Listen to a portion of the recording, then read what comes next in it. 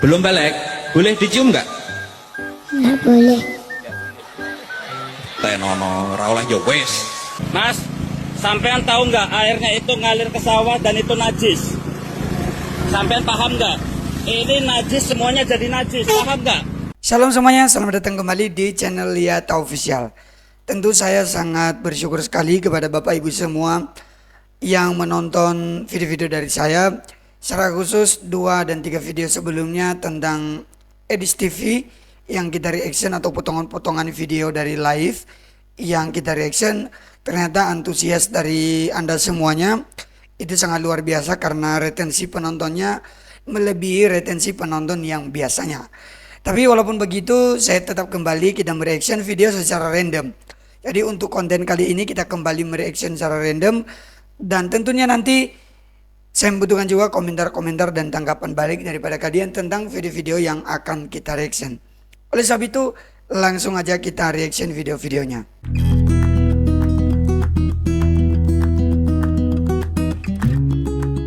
Memandikan babi di pinggir sawah dan airnya mengalir ke sawah.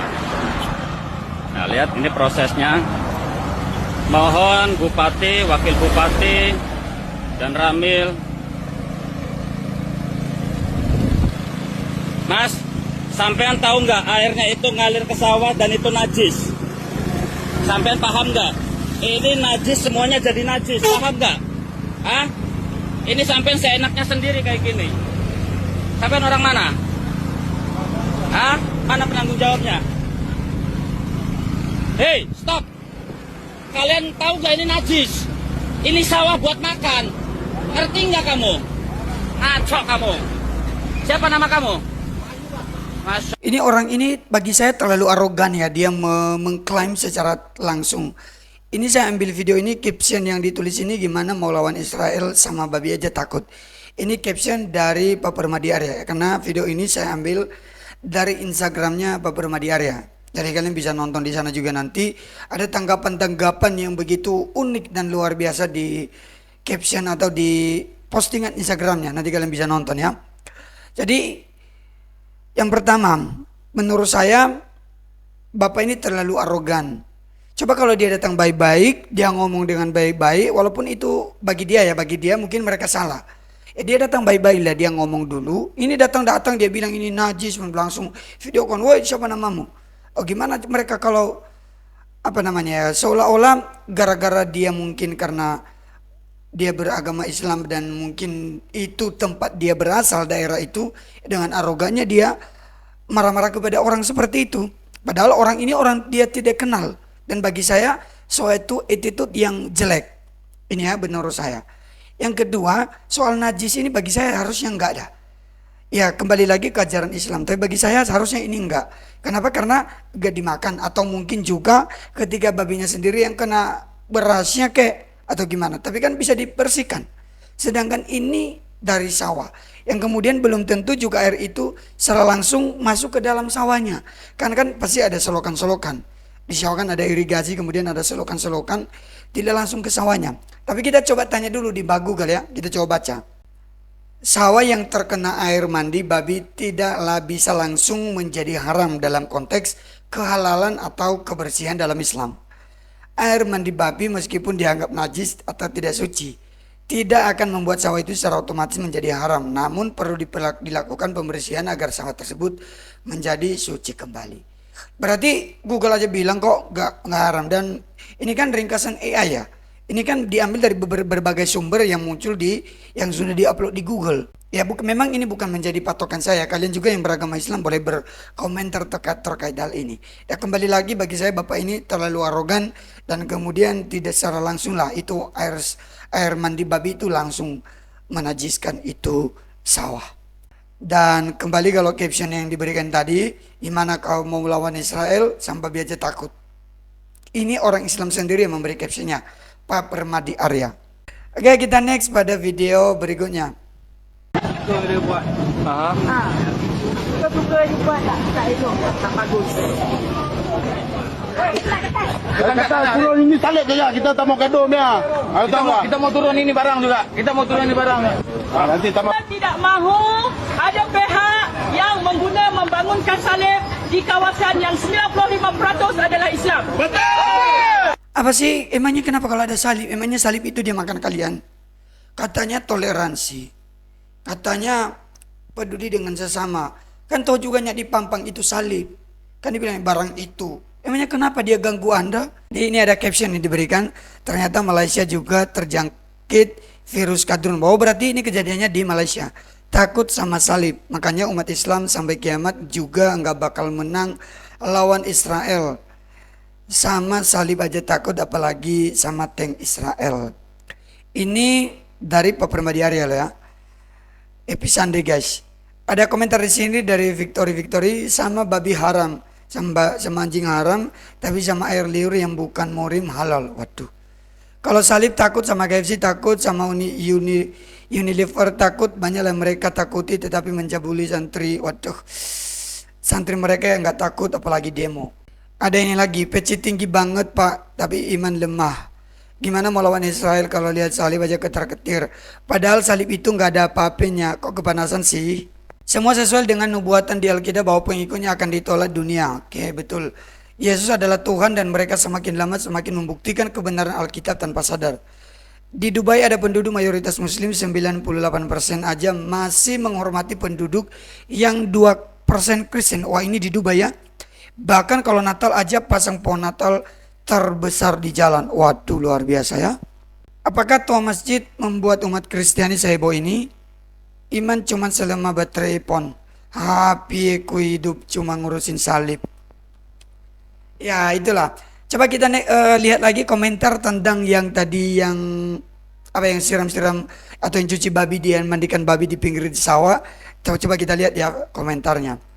Yes, bentar lagi ada beras kelurahan terbaru, beras rasa kaldu babi.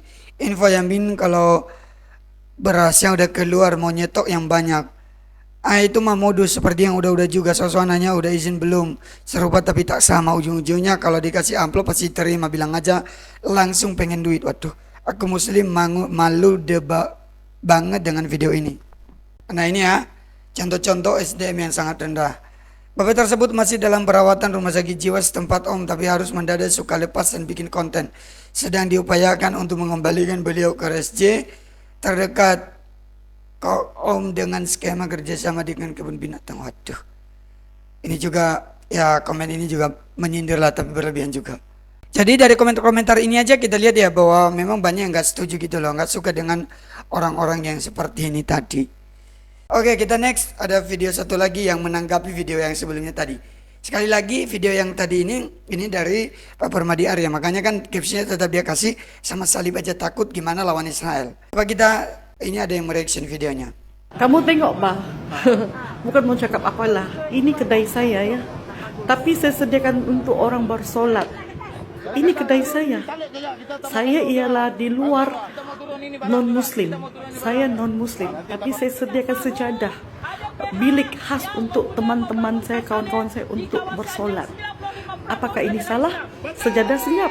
Ini berarti di rumah ibu ini tadi dia menyiapkan tempat untuk doa bagi orang beragama Islam. Sedangkan dia non-muslim, dia bilang tadi. Berarti nggak salah, berarti bagi dia nggak takut itu hanya tempat doa. Nah, kenapa kalau ada salib, kenapa malah jadi takut? Predator yang diketahui merupakan pimpinan pondok pesantren berinisial AF resmi mendekam di balik jeruji besi usai dirinya terbukti melakukan terhadap puluhan santriwati. Penetapan AF sebagai tersangka dilakukan berdasarkan hasil gelar perkara dari keterangan ahli serta saksi hingga hasil visum. Polisi menyebut ketika diperiksa, AF mengakui seluruh perbuatannya. AF mengaku melakukan perbuatan tercelanya itu karena ingin memberikan ilmu agama terhadap para muridnya. Kasat Reskrim Polresta Mataram AKP Regi Halili menyebut hingga saat ini ada 10 korban yang telah melakukan pelaporan resmi ke Polresta Mataram, masing-masing terkait Sementara itu, pendamping korban Cucu Purnama Sari mengatakan ada sebanyak 22 orang yang diduga menjadi korban AF. Dari pengakuan korban, AF memanipulasi dan para santri dengan dalih spiritual. Satu persatu korban diajak ke sebuah ruangan yang berada di area asrama atau pondok santriwati. Rata-rata AF melakukan aksinya pada pukul 1 hingga 2 dini hari. Diduga aksi ini sudah berlangsung sejak 2015 hingga 2022. Selain terus melakukan pemeriksaan terhadap tersangka, polisi juga terus mendalami kemungkinan adanya korban lain. Polisi mengimbau masyarakat, terutama para wali santri yang menjadi korban, untuk segera melapor ke Polres Mataram. Saya tidak mengklaim bahwa ini adalah ajaran agama. Karena mungkin ada beberapa orang yang mengklaim begitu, oh ini langsung ditebak nih agamanya apa. Saya nggak langsung seperti itu.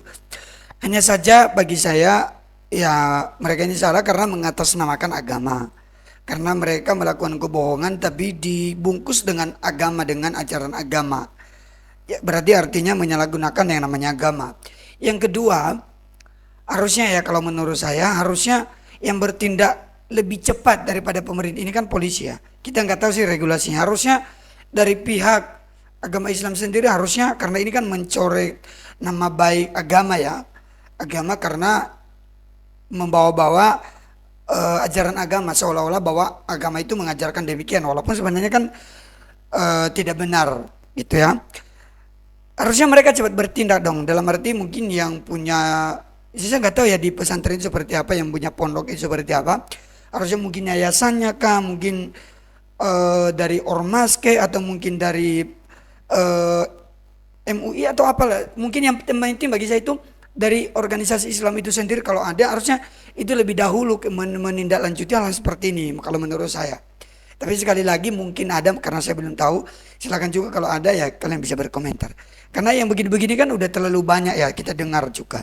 Dan ya walaupun tidak terlalu viral, memang kadang-kadang juga di kalangan orang Kristen juga terjadi loh hal-hal seperti ini. Dan kembali lagi ya tentu agamanya tidak mengajarin hal yang demikian. Oke, bagaimana menurut kalian, pendapat kalian? Silakan berkomentar. Langsung pada video berikutnya. Aneh banget kata gue mah kalau ada orang yang mampu secara ekonomi tapi kagak mau berkurban. Tapi sebaliknya, banyak orang yang kagak mampu secara ekonomi tapi mau poligami. Kata gue mah ketimbang jalanin sunnah poligami, mendingan sunnah kurban dulu pak. Kurban mah 1,5 jutaan juga udah dapat kambing, dapat pahala lagi, sama dapat senyuman dari tetangga. Lah kalau poligami, resepsi sama maharnya aja udah 30 juta sendiri. Ya iya sih dapat istri baru, tapi kan dapat cemberut dari istri lama. Kata gue mah mendingan sembelih kambing pas kurban pak, ketimbang sembelih perasaan istri tua. Alah bapak, kalau belum sanggup kurban jangan mimpi poligami. 2 kambing aja nggak bisa, laganya mau punya 2 istri. Berarti ini teguran atau sindiran bagi mereka yang suka poligami ya. Walaupun ya mungkin dalam Islam boleh, tapi ternyata ibu ini nggak setuju ya. Artinya kalau memang belum mampu. Kita next pada video berikutnya. Kamu umurnya berapa sekarang? 5 tahun. 5 tahun ini sudah balik belum? Belum ya? Belum. Belum balik. Boleh dicium nggak? Nggak boleh. Kok dia tanya begitu sih? Tenono, raulah ya wes. Raulah ya wes. Ya ampun, dia sampai bertanya begitu ya. Udah boleh dicium nggak? Boleh didemek pipinya Kan nggak? nggak boleh itu sama anak-anak loh. Nggak. Boleh dilihat nggak? Nah, dilihat apanya? Lihatan aku. Lihatan aku. Sini, lihatan. Ganteng nggak? Nggak.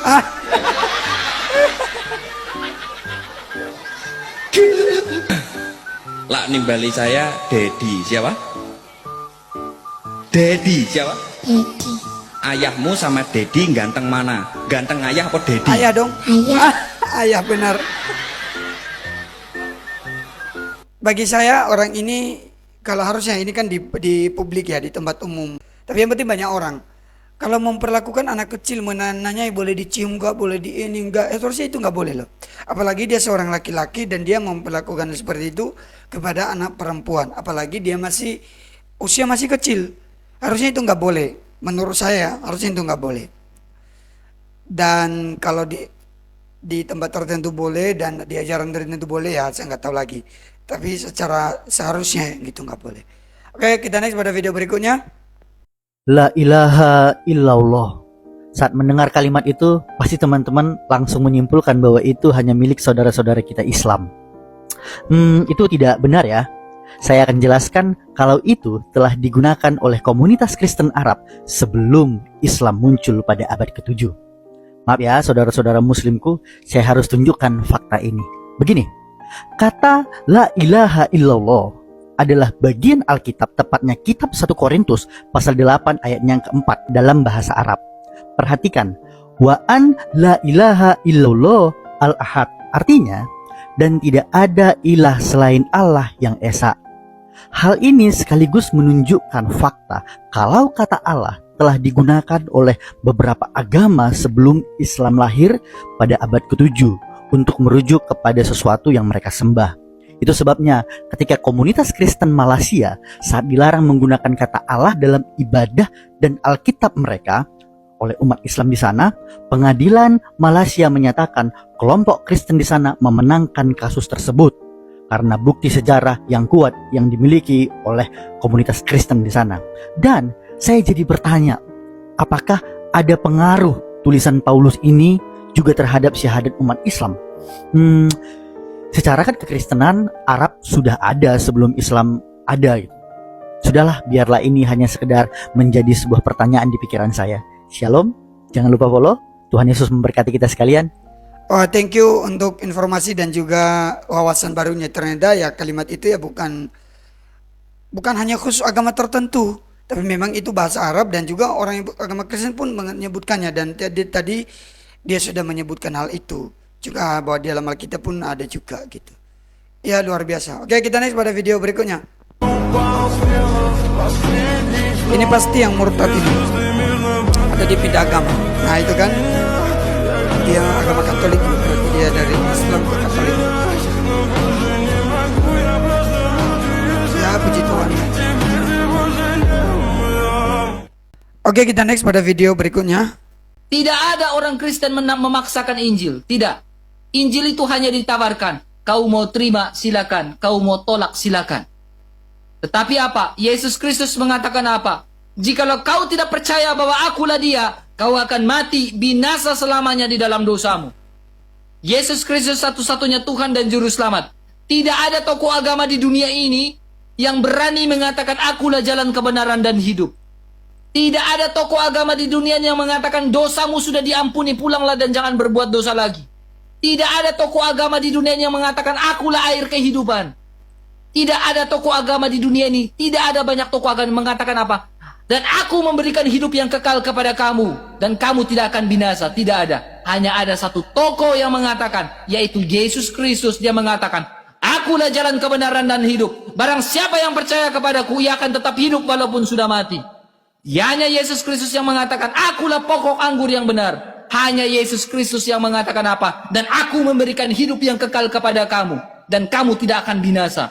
Hanya satu tokoh, yaitu Yesus Kristus. Sebab di atas kolong langit maupun di bawah bumi tidak ada nama yang lebih berkuasa selain nama Yesus Kristus. Amin. Apa yang disampaikan ini kan hanya lip sync aja, jadi audionya berbeda. Dan yang menyampaikan audio ini tadi yang berkhotbah ini luar biasa, dan itulah intinya dalam nama Yesus Kristus di situ ada keselamatan. Jadi perlu diaminkan. Baik teman-teman, terima kasih untuk kalian yang telah menonton video ini sampai selesai. Tuhan Yesus memberkati kalian semua. Kalau kalian suka, berikan like kalian, berikan juga support dengan share.